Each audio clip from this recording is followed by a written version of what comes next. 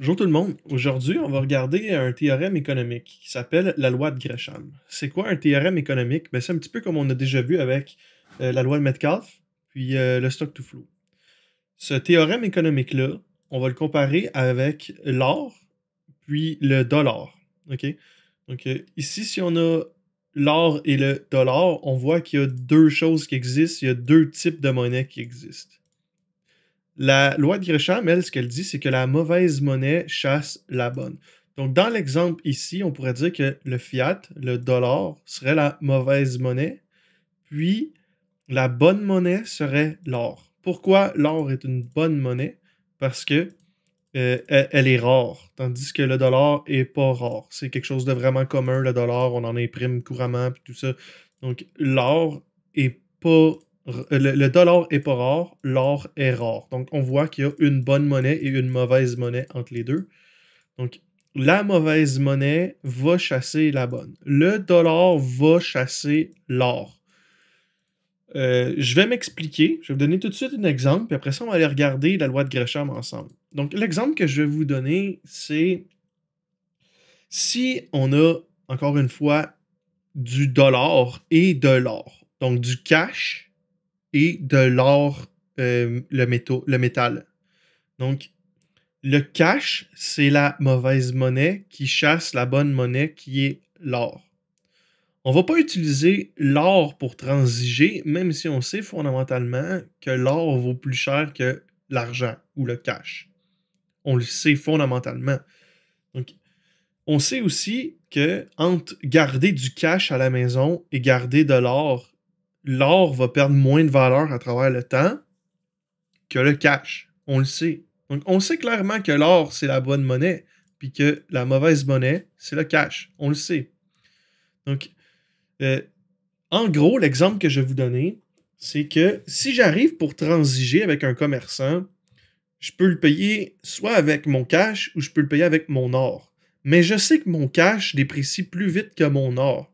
Je vais le payer avec mon cash parce que c'est une moins bonne monnaie. Puis je vais faire quoi avec mon or? Je vais le garder chez moi, dans un safe ou à la banque, parce que la valeur déprécie moins vite, puis elle a plus de chances de s'apprécier que si je fais juste garder du cash. C'est simple comme ça.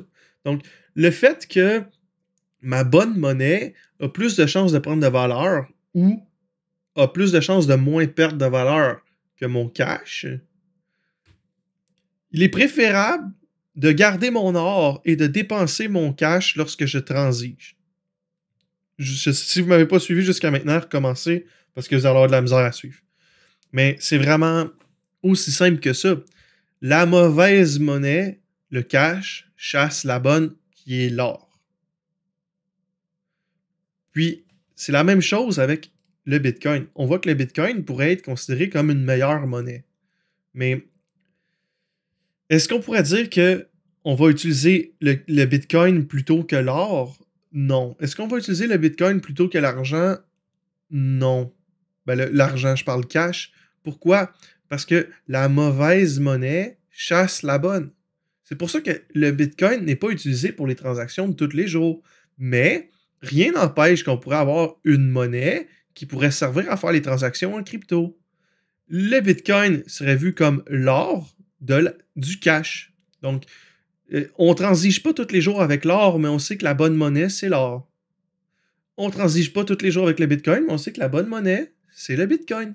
Donc, si on applique la loi de Gresham à la crypto, un coin comme, je sais pas moi, un coin avec un supply sans limite ou des choses comme ça pourrait servir à être une espèce de fiat dollar pour le Bitcoin ou de l'argent cash pour le Bitcoin pour faire nos transactions avec des faibles coûts.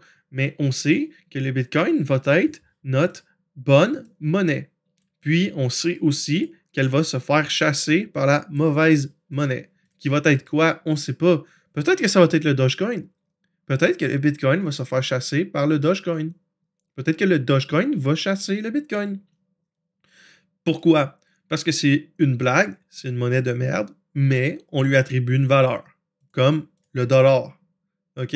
Si on prend le fondamental du Dogecoin puis le fondamental du dollar, c'est presque pareil. C'est presque pareil. À part peut-être qu'il y a plus de dollars qui s'impriment que de Dogecoin. Donc, le Dogecoin, oui, ça pourrait être une monnaie pour transiger. Encore là, je dis pas que ça va le devenir. C'est juste un exemple comme ça. Pour faire la différence. Comprendre que l'or, c'est la bonne monnaie face à l'argent. Mais dans l'écosystème crypto, si la loi de Gresham s'applique, Bitcoin est la bonne monnaie qui pourrait se faire chasser par une moins bonne monnaie. Mais ça ne veut pas dire que les gens ne vont pas holder de Bitcoin pour autant. Là. Les gens vont quand même holder le Bitcoin. Pourquoi? Parce qu'ils vont savoir que c'est la bonne monnaie. Ils vont dépenser la mauvaise monnaie. Donc, la mauvaise monnaie va être la monnaie que tout le monde va utiliser. Puis, la bonne monnaie va aller dans les coffres de tout le monde qui veut garder la bonne monnaie. Donc, dans un coffre-fort, c'est mieux de garder de l'or que du dollar. Donc, on sait que les probabilités que les gens gardent l'or à la maison et ne la dépensent pas est plus haute que ceux qui utilisent le dollar. OK? Je ne sais pas si vous me suivez jusqu'à maintenant, mais c'est pas mal ça, là, en gros, la loi de Gresham. Donc, si on va voir dans le texte, l'explication, on va voir que c'est écrit que cette loi vaut en particulier dans les systèmes monétaires bimétalliques. Un système monétaire bimétallique, c'est exemple un système où on utiliserait l'argent et l'or. Mais on ne parle pas d'argent papier, d'argent cash. On parle argent, silver, métal précieux. Là. Okay. Deux métaux bimétalliques. Donc, si on parle de argent, silver et or comme monnaie qu'on utilise, ben on sait que c'est probablement l'argent qui va servir à transiger, puis que l'or va aller se mettre dans les coffres ou va être utilisé comme monnaie pour storer, mais pas pour faire les transactions. On pourrait même prendre le principe puis l'appliquer sur les billets de 5, 10, 20, 50 et 100 dollars. Les gens, généralement, vont transiger avec des 20 dollars. Pourquoi? Parce que selon la loi de Gresham, même si c'est pas un système bimétallique, le 100$ vaut comme trop, puis c'est mieux de garder le 100$ à la maison que de dépenser des coupures de 100 toujours, puis avoir de la misère à avoir du change, puis tout ça. Fait que le 20 est un peu passe-partout. On voit que le 20$ chasse un petit peu le 100$ sans vraiment le chasser à fond, là. Il va chasser un petit peu le 100$. Donc, la loi de Gresham, on voit que ça s'applique en général là, sur autant les cryptos que les métaux, que la monnaie fiduciaire, qui est le fiat, qui est le cash. Puis, on va voir ici, là, dans le cas d'un système bimétallique, qu'est-ce qui se passe avec la loi de Gresham. Donc, il est évident que dans un système bimétallique, il va exister deux monnaies fondées chacune sur un métal donné. Donc, généralement, ça va être l'or et l'argent. Il existe un rapport légal qui fixe la valeur de chaque monnaie par rapport à l'autre et à l'unité de compte légale. Ouais. Donc, si une pièce de 10 cents vaut 10 cents, ben, elle va avoir 10 cents autant en argent qu'en or. Donc, si la pièce en or vaut 10 cents et celle en argent vaut 10 cents, on sait que c'est mieux de dépenser la scène de 10 cents en argent qu'en or parce que l'or vaut plus cher, puis c'est mieux de la storer. Parce que on peut le faire fondre sur le marché des métaux précieux. Okay. Si on a une pièce de 10 cents qui pèse, je sais pas moi, 1 gramme en argent, puis une pièce de 10 cents qui pèse 1 gramme en or, on dépense la pièce de 10 cents en argent, puis la pièce de 10 cents en or, on la garde. Parce que si on la fait fondre, on va faire plus que 10 cents. C'est la raison pour laquelle ils ont retiré les 1 cent en cuivre.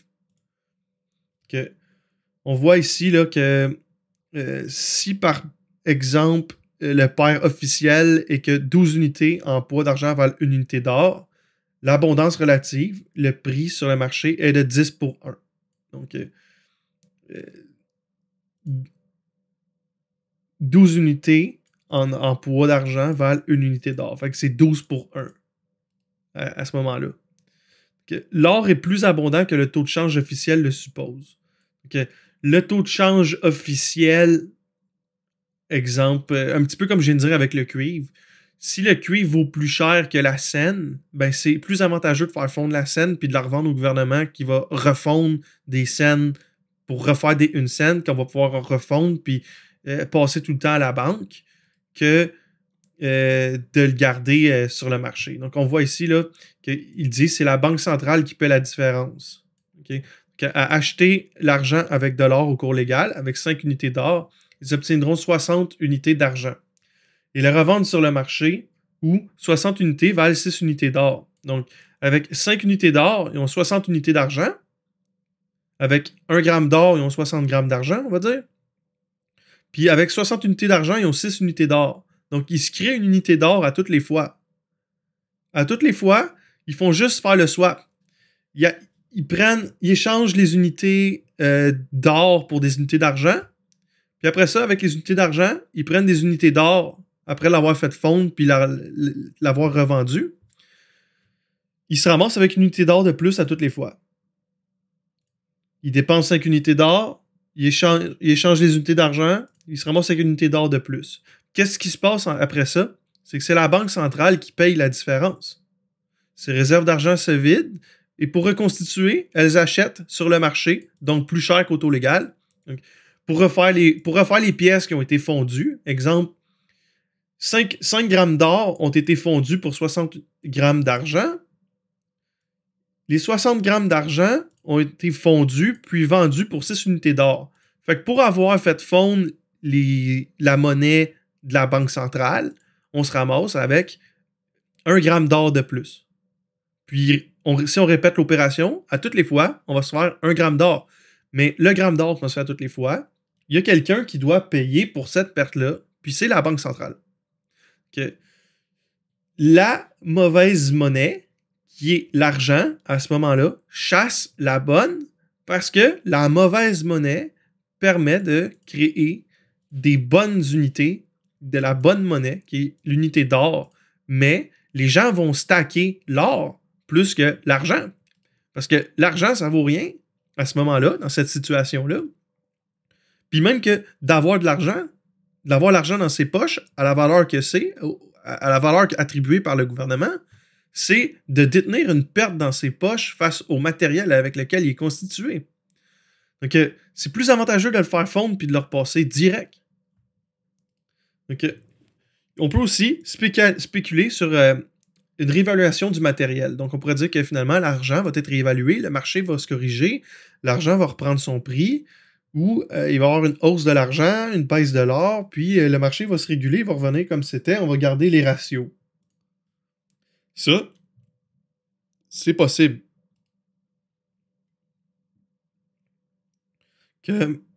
En sens inverse, si l'argent augmente et passe à 14 pour 1, c'est l'or qui va disparaître de la circulation au profit du marché du métal et de la thésaurisation. Et c'est l'argent qui va circuler, inversement. Okay? Donc, ça fait le tour vite pour la loi de Gresham. J'espère que vous m'avez suivi jusque-là. On va appliquer la loi de Gresham aux crypto-monnaies. Je pense que j'ai vraiment fait un bon résumé tantôt sur le fait que la crypto, oui, le Bitcoin va être une bonne monnaie, mais je la vois plus comme l'or. Je vois plus le Bitcoin devenir une réserve de valeur comme l'or. L'or est devenu une réserve de valeur nationale là, pour les pays partout dans le monde.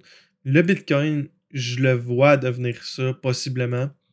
Puis, toutes les monnaies qui vont exister en dessous, toutes les autres cryptos qui vont exister en dessous, vont juste être des mauvaises monnaies qui vont chasser la bonne. Puis, la bonne va être storée dans des ledgers ou des nouveaux appareils qui vont être sûrement plus performants à ce moment-là. Puis, dans des vaults ou je sais pas, dans des endroits, des forteresses, je sais pas. Je sais pas comment ça va être. Je peux pas prévoir je peux pas prévoir le futur avec exactitude, mais clairement, le Bitcoin, je le vois devenir un peu comme l'or. Une réserve nationale, donc une bonne monnaie qui va se faire chasser par des mauvaises monnaies que les gens vont utiliser pour transiger, mais clairement que les gens vont tous vouloir détenir une partie en Bitcoin, comme tout le monde voudrait avoir de l'or. Je veux dire, je pense pas qu'il y ait personne qui aimerait pas ça, détenir un lingot d'or. Là. C'est quand même... Je trouve que c'est quand même un beau flex, un bel accomplissement de détenir un lingot d'or. Que, ici, on a un document sur la loi de Gresham encore, qui vient du site La Finance pour tous. Donc, encore une fois, elle démontre la loi de Gresham dans un contexte d'une économie avec deux métaux. On voit des exemples historiques qui confirment que la loi de Gresham s'est vraiment appliquée à travers le temps. On voit des exemples qui confirment ici la loi de Gresham. Si vous voulez, vous irez voir là, sur le site La Finance pour tous, le document de la loi de Gresham. Puis ici, on va voir la loi de Gresham quand elle s'applique au Bitcoin. Donc, la loi de Gresham est une loi économique qui est résumée couramment par la mauvaise monnaie chasse la bonne. Cette loi stipule que la mauvaise monnaie, c'est-à-dire celle qui conserve le moins sa valeur, a tendance à remplacer la bonne monnaie, c'est-à-dire celle qui conserve le plus sa valeur en tant que moyen de paiement dans le commerce, en l'existence d'un taux de change fixe entre les deux monnaies. La loi de Gresham a été formalisée par l'économiste écossais Henry Dunning MacLeod dans ses Elements of Political Economy, publié en 1858, la loi tire son nom de Sir Thomas Gresham, un grand marchand et financier anglais du 16e siècle qui avait établi le lien causal entre la disparition des meilleures pièces d'argent de la circulation et les mesures légales du pouvoir de l'époque. Donc lui avait remarqué qu'il y avait des pièces qui disparaissaient de l'économie. Il voyait des pièces passer, puis à un moment donné, whoop, ça passait plus. Il a compris pourquoi que ces pièces-là passaient plus. C'était parce que ces pièces-là valaient fondamentalement plus que les autres pièces. Donc, la loi de Gresham s'applique ainsi aux pièces de monnaie métalliques. Elle énonce que lorsque deux types de pièces de monnaie de valeur intrinsèque différentes sont échangées dans le commerce avec la même valeur nominale, donc la valeur décrétée par l'État, donc, comme je disais tantôt, la pièce de 10 cents qui est faite de deux métaux différents, donc la pièce de 10 cents en or et en argent qui pèsent la même chose, ben clairement, je vais garder pour moi les pièces d'or, puis je vais dépenser les pièces d'argent parce que la pièce d'or vaut fondamentalement plus que la pièce d'argent. Alors, les pièces dévaluées prévalent tandis que les pièces de bonne qualité disparaissent de la circulation. Donc, on pourrait dire merci à l'inflation. Les pièces dévaluées. L'inflation dévalue carrément les pièces. Donc, les pièces dévaluées, on pourrait dire les pièces dévaluées par l'inflation, prévalent, tandis que les pièces de bonne qualité disparaissent de la circulation. Une pièce dévaluée, on pourrait encore prendre le 1 cent. Le 1 cent, c'était des pièces de cuivre, puis les pièces de cuivre ont été dévaluées par l'inflation à un point tel où c'était plus payant de faire fondre les pièces de 1 cent, puis de les revendre à la scrap, si je peux dire ça comme ça, ou à quelqu'un qui recycle des métaux, que de garder les 1 cent. Donc, quelqu'un qui prenait les 1 cent, les faisait fondre, puis les revendait, faisait plus d'argent qu'aller échanger son argent à la banque. Donc, d'aller dire à la banque, je vous donne 20 000 $, donnez-moi tout ça en 1 cent. Je prenais le 20 000 $, le faisais fondre, puis en le faisant fondre, quand je le revendais, je me ramassais, mettons, avec, je sais pas moi, 27 000 $. Donc, c'était une opération qui peut se répéter plusieurs fois, puis qui était effectivement très payante pour les personnes qui le faisaient. Pas très légale, mais très payante. Puis, de l'autre côté, ben, la banque, c'était elle qui écopait. La banque centrale, c'était elle qui écopait pour le 7 000 $ que la personne se faisait à toutes les fois. Donc, ceci est dû au fait que les individus ont tendance à payer la monnaie avec la monnaie surévaluée par le taux de change, celle-ci ayant un cours légal pour s'en débarrasser, et à thésauriser la monnaie correctement évaluée pour conserver de la valeur, et potentiellement l'utiliser pour se procurer des biens étrangers. Donc, c'est pas mal ça, la loi de Gresham. J'espère que vous avez appris quelque chose aujourd'hui avec ça. Puis, quand on vous dit ouais, mais le Bitcoin, il n'y a pas personne qui s'en sert, il n'y a pas beaucoup de transactions, les frais de transaction coûtent cher, mais vous leur parlerez de la loi de Gresham, puis vous leur expliquerez que le Bitcoin, c'est pas fait pour transiger à tous les jours. Le Bitcoin, c'est la bonne monnaie qui se fait chasser par la mauvaise monnaie. Ça va être tout pour aujourd'hui. Merci beaucoup, puis bonne journée.